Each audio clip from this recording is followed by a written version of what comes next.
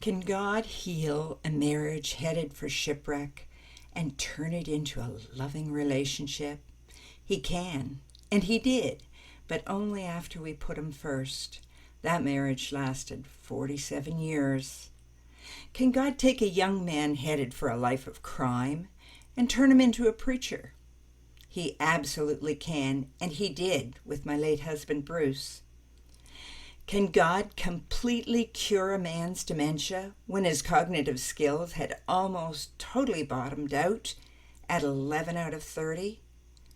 Can He bring him all the way back to where he can take on management responsibilities, able to talk to people, doing all the bookwork, and running a thriving business?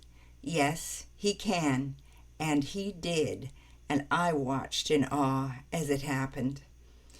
But it's not just those big things that build our faith in Him, but the little day-to-day things, like the way He orchestrated the purchases of our houses we lived in, or the way He became the decorator of those homes.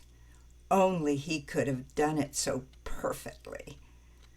I've learned through experience that He can even take our biggest mistakes, and if we acknowledge our wrong, He can turn those mistakes into our greatest blessings.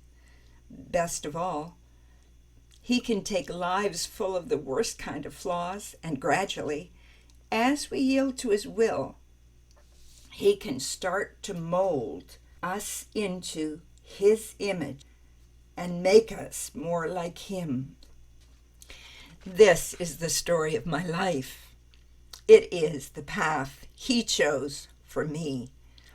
It is a story filled with plenty of romance and adventure, and through it all, you will thrill to recognize God amazingly at work in the life of one of the least of His children. The Path He Chose for Me, an inspirational biography of tears and triumphs and ultimate joy by Carol Nealons.